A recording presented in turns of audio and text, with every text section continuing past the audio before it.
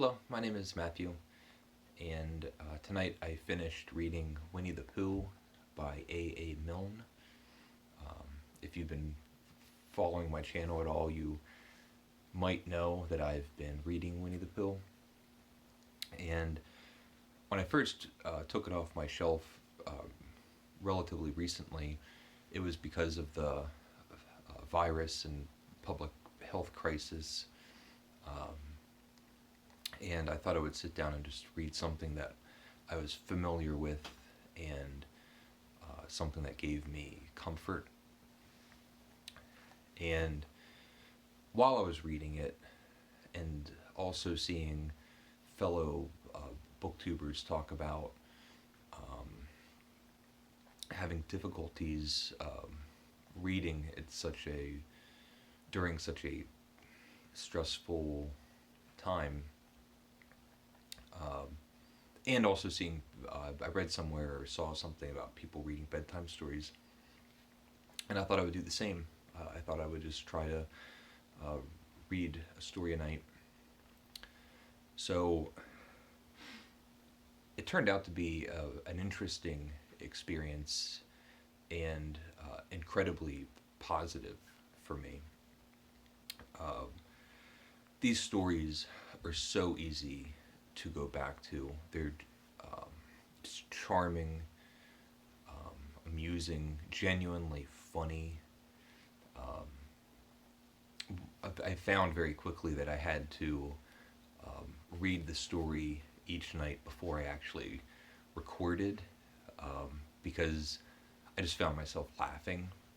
I would just do my first read, which was pure enjoyment, and laugh through it, and be charmed by Pooh Bear with all of his funny, confused thoughts that he has, and not being able to read, but not he doesn't want people to know that he can't read. Getting words all mixed up, and Owl, who thinks he's much smarter than he is, and Piglet, who is this frightful little creature, and of course Eeyore.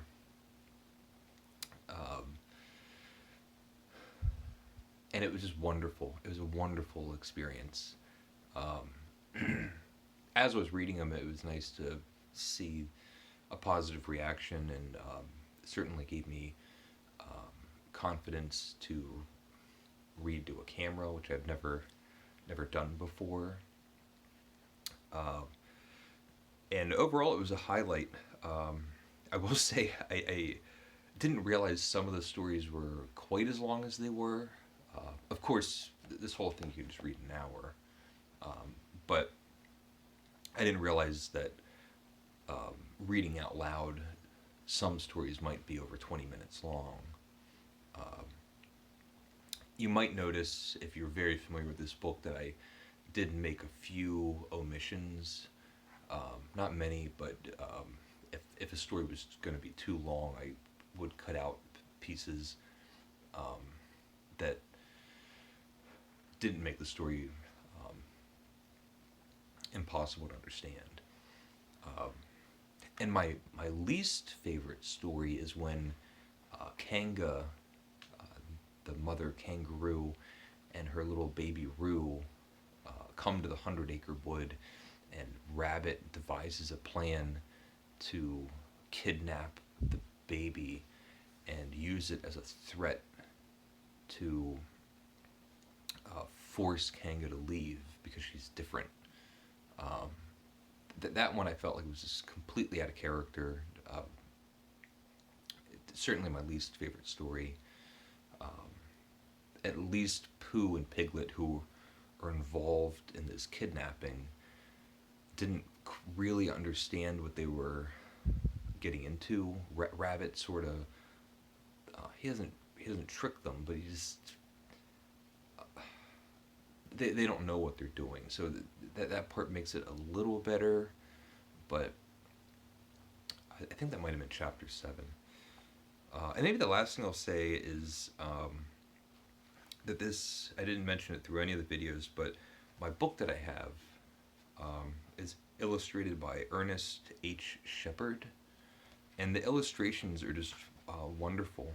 Um, there's, let's see, that's when Pooh ate too much honey when he was visiting Rabbit and he couldn't get back out of the hole. I love how many iconic, to me, just iconic situations there are. Like Pooh getting stuck in the hole, or Pooh when he's following these tracks, and each time around there's another set of tracks, and it turns out that he's just going in a circle around a tree following his own footsteps. Um, Discovering the North Pole, and Eeyore losing his tail. This is charming, delightful stories, and it's so nice because they're all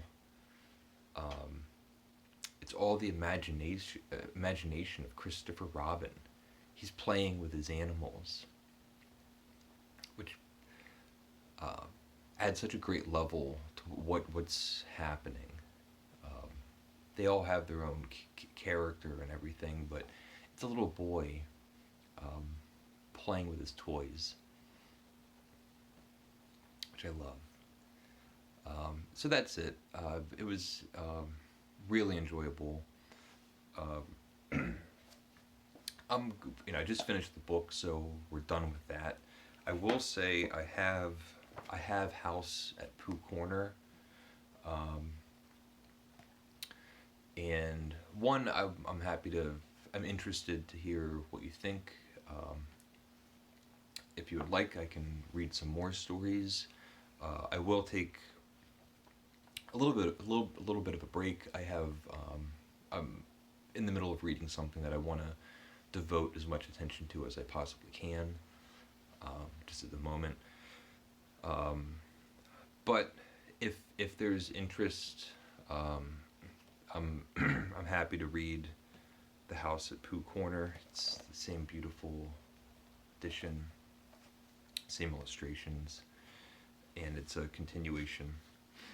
So that's it. Thank you, everybody that I've been talking to through all the bedtime stories. And leave a comment if you would like, and thank you.